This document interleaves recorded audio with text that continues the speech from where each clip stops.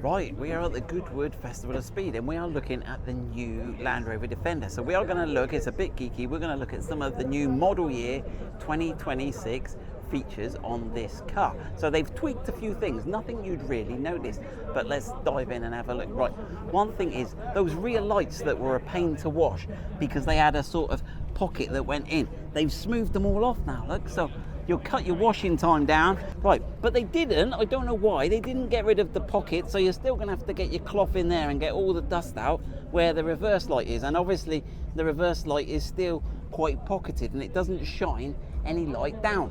And well, we do the reverse light upgrade, but they've kind of pooped me on this one because they've now put this new filler bit in here. So rather than having a nice pocket there, you've now got this slope surface. Right, let's have a look. What else have they changed? Right, we've got new bonnet vents here with this new sort of square pattern rather than the sort of checker plate pattern. So that's new on the 2026. Right, we've got the new side vents. So they used to say Defender and they've gone much more sort of flush looking. Almost looks like it's been laser cut out of a panel. So they're new for 2026. Right, another new thing is the headlights. So they used to have an LED at the top, and now they've got this new sort of system here where it sort of glows more. So the whole headlight is new. They've had some issues, but it also looks a lot funkier. So the 2026 have all got this new, and actually we'll look at the rear lights again when they're on because they've got this sort of glow effect more. Actually, let me just put the hazards on. Right, so also you can see the hazards now. They used to be separate sort of around the outside. They're now the same as the side lights. So let's have a look at the back lights.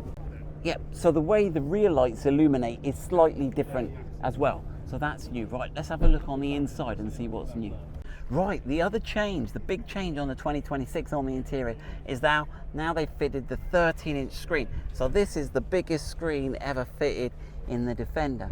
And the guys were telling me they've actually just changed this panel here. So it's slightly angled slightly differently. And I think that's just to give you a bit more clearance from the gear knob to the screen.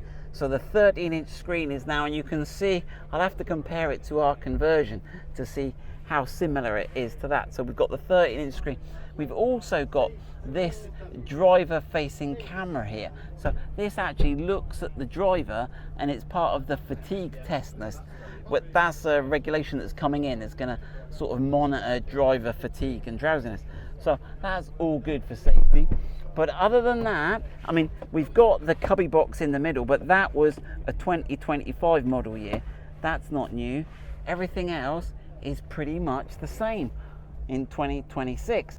So we'll try and order some of the bonnet vents and new lights, and we'll try and do some videos where we upgrade our lights to the new Easy Clean 2026 version.